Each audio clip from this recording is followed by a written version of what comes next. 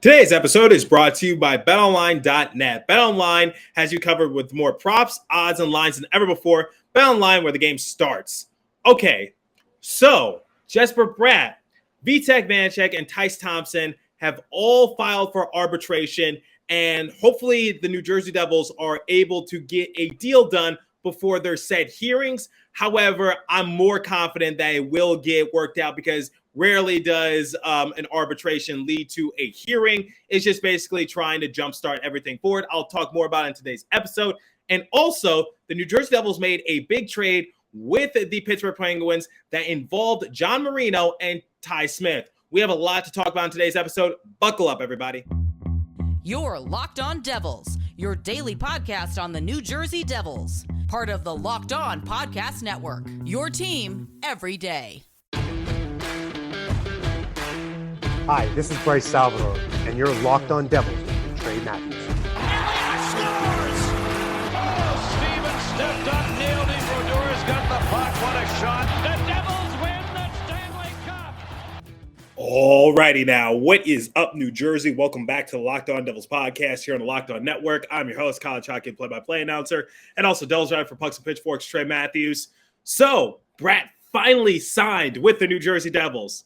Philip Bratt, the younger brother of Jesper Bratt, recently signed with the Utica Comets. I actually got the news of this before I pressed record today, but speaking in regards to his older brother, Jesper, so Jesper Bratt, Vitek Vanacek, and Tyce Thompson all filed for arbitration yesterday, so the deadline to do so was at 5 p.m., so a lot of people are wondering, what does this mean? Well, it just basically means that, hypothetically, if there's a hearing, whatever the case might be, then, maybe the two sides can try to work something out before that said hearing. And also, if it ever does get to that point, it would make it a little more difficult for them to be unrestricted free agents. So basically, they do want to play for the New Jersey Devils, but usually you do something like that. It's sort of like a pawn move, as I like to describe it. Basically just tells both sides like, hey, let's try to get a deal done before this hearing, because that could be a huge mess and it could be a huge headache, and no one wants to deal with that kind of burden. So ultimately, like I just said, Jesper Bratt, Vitek Vanacek,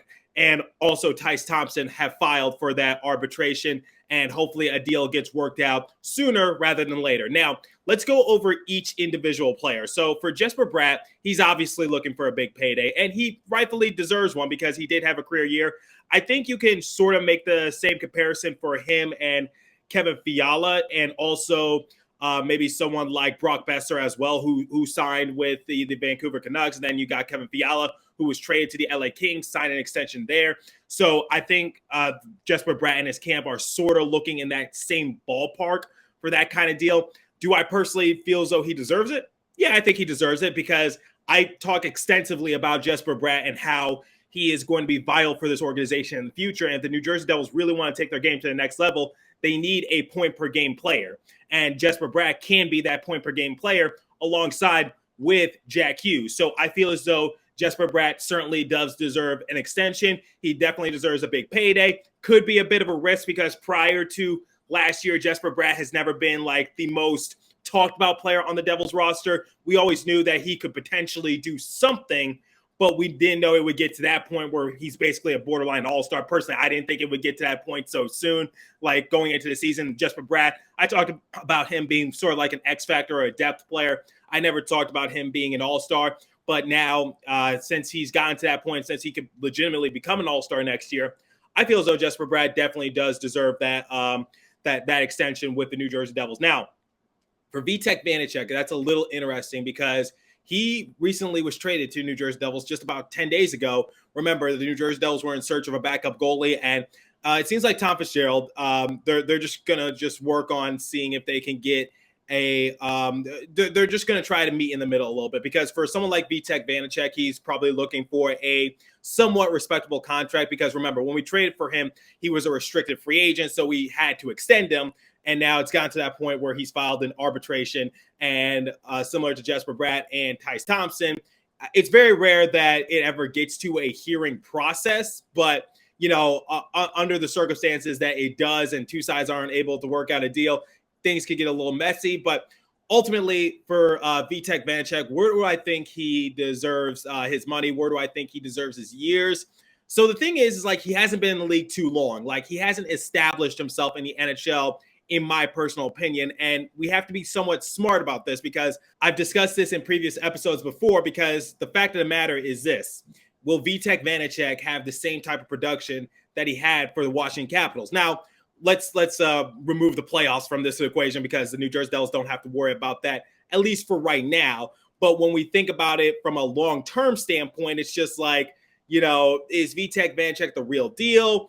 Will his numbers get worse? Will they get better? Because the New Jersey Devils, while we're not as old as the Washington Capitals, we're certainly not on their level of veteran and leadership and things of that nature. So, and we also don't have a once-in-a-generation type player in Alexander Ovechkin. So it's just like the players in front of Vitek Vanacek aren't the same players like they were for the Washington Capitals. Do I think the New Jersey Devils will do better? Absolutely. But, you do have to take that into consideration. Will his numbers get better? Will they get worse? That's the overall question I have when trying to do these contract negotiations with Vitek Vanacek, and is he worth the risk or not?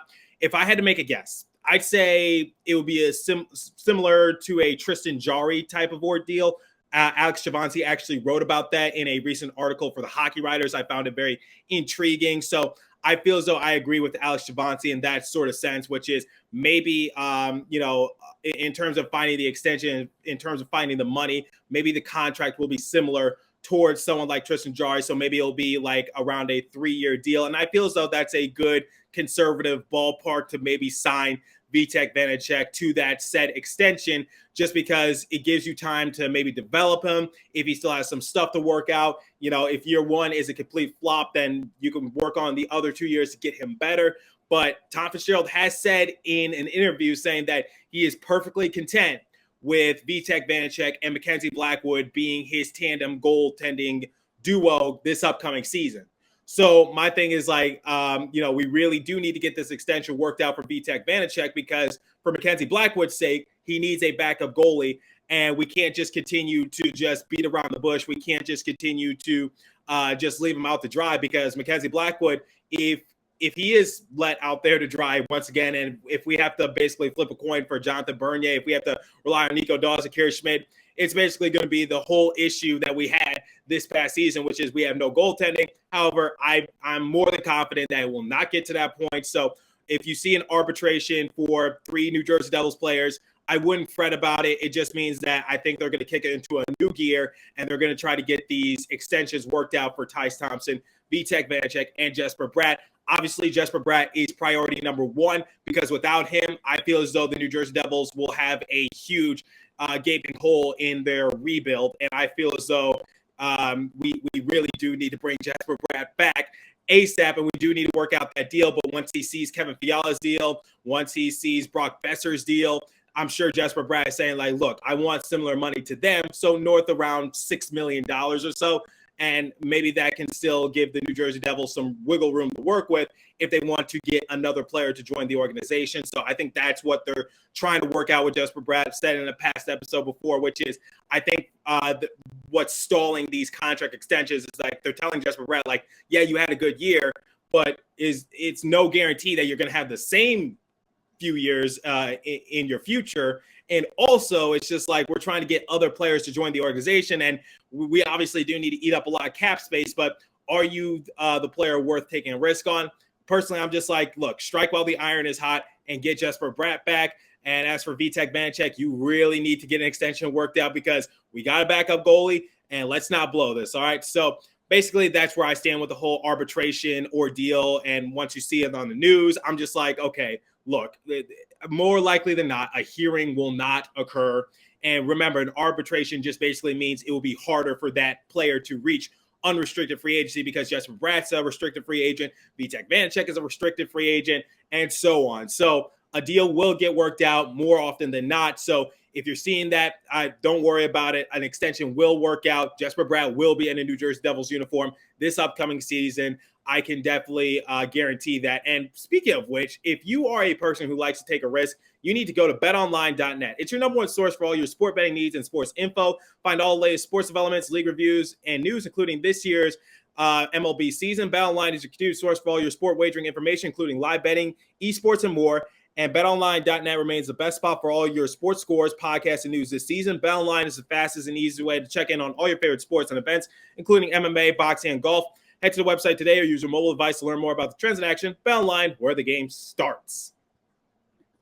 Now, before we get into the main talking point for today's episode, I just want to say in regards to Tyce Thompson and his arbitration deal, the reason why I didn't really talk much about it, similar to Vitek Vanecek and Jesper Bratt, is because, let's face it, the situation for Tyce Thompson is a little different compared to Vitek Vanecek and also Jesper Bratt, because here's the facts. Here's what Tyce Thompson has to work with, is because he missed most of last year with a shoulder injury, and in the games that he did appear in, he was playing for our AHL team, the Utica Comets. So getting a deal done with him will be somewhat straightforward. It's not going to be as complicated compared to Jesper Bratt and also Vitek Vanecek. So do I believe that all three players are going to get a deal done before their said arbitration hearings?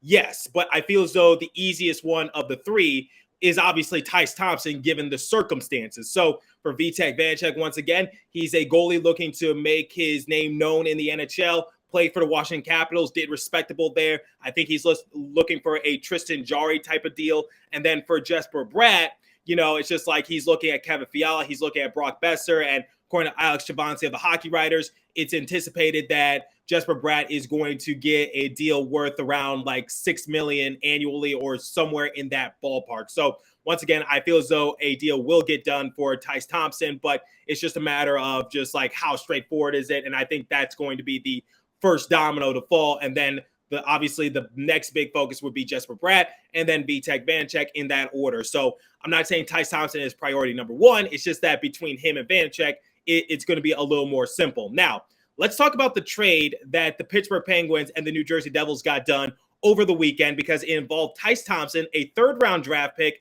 and John Marino. So this is somewhat interesting for the New Jersey Devils because they're able to just bulk up on the right-hand side of their defense, because here's what you get for John Marino and what he could bring to the roster for New Jersey Devils. He could skate well, he moves the puck, and he takes a very few penalties. And according to some people that I talked to who cover the Pittsburgh Penguins, they also said that he knows how to pass. He knows how to create for his teammates. But the one issue is that he doesn't like to shoot the puck. Like, he doesn't like to try to take the offense into his own hands. And that could be good and bad. But, you know, we already have a player like that, and that's Jonas Siegenthaler, because Jonas Siegenthaler is not going to shoot the puck. He's not going to be looking for a goal. But at the same time, he doesn't slow down the pace for New Jersey Devils. If anything, Jonas Siegenthaler adds more grit and just effort on the defensive side of things. So that way offensive opportunities are created for New Jersey Devils more often than not, which is why I felt as though Jonas Siegenthaler was arguably our best defenseman last year. So for John Marino, last year for the Pittsburgh Penguins, he suited up in 81 games. He had 1 goal, 24 assists for a grand total of 25 points. And like I just mentioned, he doesn't get that many penalty minutes. He only spent 23 minutes in the penalty box, and he had a plus-minus of +1. And he also played in the playoffs for the Pittsburgh Penguins. He appeared in 7 games. He had 1 assist, 1 point. And so for John Marino, once again, he is definitely going to be an interesting piece for the New Jersey Devils. He stands 6'1". He weighs 181 pounds. And like I said, we did have to get rid of Ty Smith for his services. But I'm actually intrigued with this because I feel as though he definitely can have somewhat of a decent contribution for New Jersey Devils. And this is actually quite compelling that Tom Fitzgerald was able to flip Ty Smith. Remember, a player who had a lot of lowlights, a player who I said in more episodes, I said that he needs to be a healthy scratch because he's not helping the New Jersey Devils. And like I said, sometimes he was a healthy scratch when I said it in an episode. I was just like, please bench Ty Smith. He's not helping. And, you know, I complained about Ty Smith. I even said that if I'm Ty Smith, if I'm Yanni Kuokkanen, I'm not feeling too safe about my position next year, especially given what's in the pipeline for the New Jersey Devils. And look what happened. Yanni Kuokkanen was waived by the Devils, and now Ty Smith was traded away by the New Jersey Devils after 2 seasons. Now, I want to talk a little bit about Ty Smith because I kind of feel bad for him. And here's why. Because his rookie year, he was arguably one of the best rookie defensemen in the entire league. And he got his name into the Calder Memorial Trophy race. And I was anticipating big things for Ty Smith because I said, arguably saying you could say that Ty Smith was our best defenseman, back in the 2021 season. So, like, remember when we only played 56 games, I said, Ty Smith, you could make an argument and say that he was our more consistent defenseman. Yes, he doesn't generate that many goals, but at the same time, he was able to make his presence felt. And I was like, if the New Jersey Devils get more help on the defensive side of things, then that can ease the burden off of Ty Smith's shoulders. And maybe you can expect bigger things from his production. Unfortunately, that's not how it went. Year 2 was just a complete flop for Ty Smith. More people became frustrated with him. More people became impatient. I even said he has to be a healthy scratch for a few games.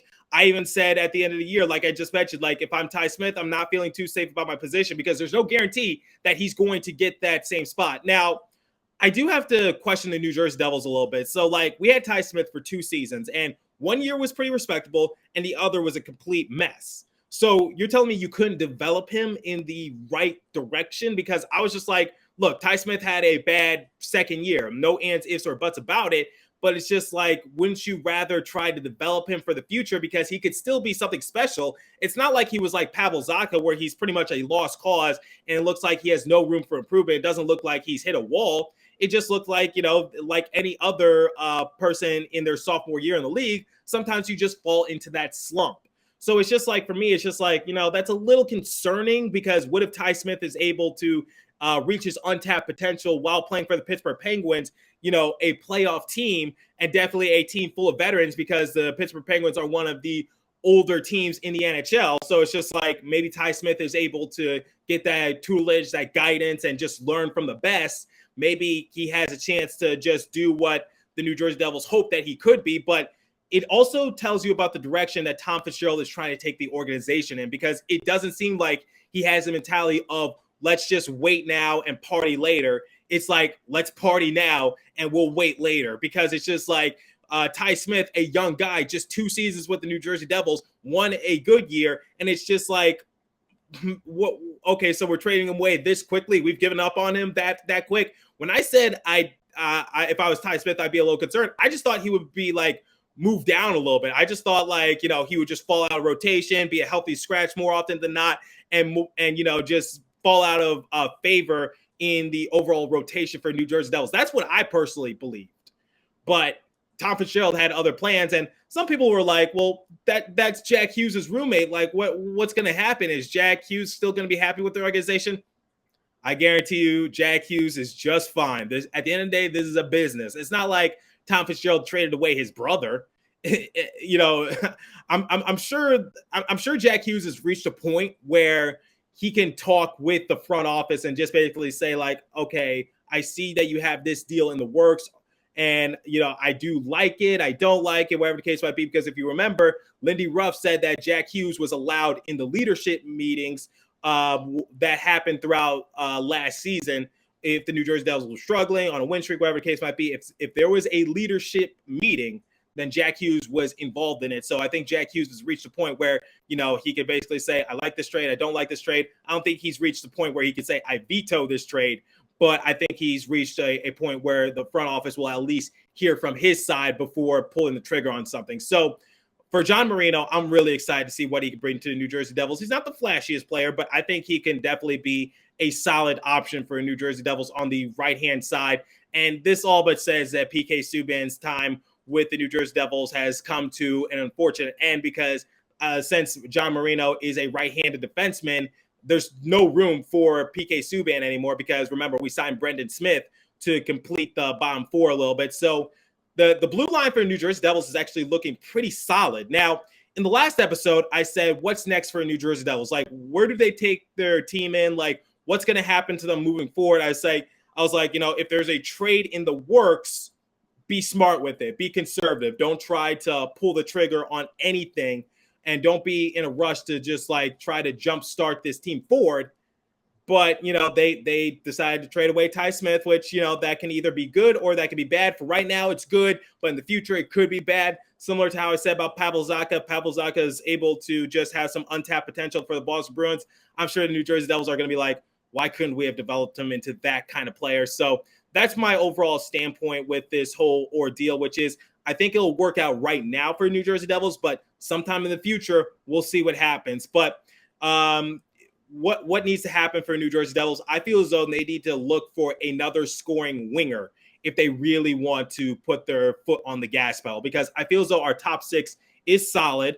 I feel like our defense is solid. I feel like our goaltending is solid. We're nothing spectacular, but here's the thing. I was looking on leagueprospects.com, and the New Jersey Devils last year, we were the youngest team in the NHL. Now, since we signed a few of these veteran players, we've moved up about 6 positions. So now we're in the 25th spot in the NHL for youngest team in the NHL, albeit we're still really young, but at least we jumped forward a few positions. And now the Columbus Blue Jackets, as how their roster is currently constructed, they are the youngest team in the NHL now. So this is a real good opportunity for New Jersey Devils to just be that sleeper, to be that dark horse, because the Islanders and the Bruins, the Capitals and the Penguins, they're an old team, and they're going to, fizzle out sooner rather than later.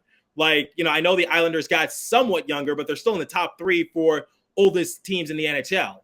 And then for the Columbus Blue Jackets, they're the youngest team in the NHL. And then the Philadelphia Flyers are a complete mess. They're a complete cluster mess. So it's just like, this is a good opportunity for New Jersey Devils to just try to maybe sneak their way into a wild card position. But I feel as though in order to do so, you need to get another scoring winger. So Tom Fitzgerald, after the whole Johnny Gaudreau debacle, I feel as though he's rebounded quite nicely. Andre Palat can definitely contribute for New Jersey Devils on the top 6, on the second line. Then you got someone like Brendan Smith. He's looking to bounce back a little bit. I don't really expect too much from him, but I think he can definitely be somewhat of a contributor. Then you get someone like John Marino, flipped it for Ty Smith, who struggled last year. And now you get a solid defenseman who knows how to create opportunities for his teammates. He knows how to assert himself on the defensive side of things, and he's more focused on the defense part of just trying to play for his team. So I'm really happy that we did get John Marino, and I feel as though this could definitely be another sleeper addition for New Jersey Devils. It's not the most flashy one, but at the same time, I feel as though John Marino definitely has a lot of potential to just take the New Jersey Devils to a whole new another level. So hopefully that works out. And then Eric Haula, obviously he's going to be a good, or I wouldn't say good, he's going to be a decent piece for New Jersey Devils on the bottom 6. Hopefully he provides more offense. But let me know what you guys think about the whole trade. So I gave you guys my ordeal. I was just like, in terms of the trade, I'm glad that we traded away Ty Smith for right now. And I'm glad that the New Jersey Devils are basically have the mentality like, get back to relevancy now, because they're not trying to compete, but they're just trying to become more respectable in the league. Not a team that you fear, but a team that you at least have to respect, and just basically say, if we take a night off, they're going to run all over us. So I like the mentality that Tom Fitzgerald has right now with the organization. So let me know what you guys think about the trade. I feel as though it's pretty decent for New Jersey Devils. I expect them to make maybe 1 or 2 more deals before the start of puck drop. Hopefully it happens sooner rather than later, but obviously the main priority is to get Jesper Bratt back. And just let me know what your guys' thoughts about the arbitration, about the trade, things of that nature. Leave a comment down below. Road to 1,000 subscribers, guys. Glad you're along with the process. And hit me up on my personal Twitter page at TreyMatt4, and hit up the show's Twitter page at Locked On Devils. As for today's episode, that's all the time I have for you. So continue to stay safe. Have a wonderful day, New Jersey. Go Devils. I'll catch you guys in the next episode. Thanks for listening once again.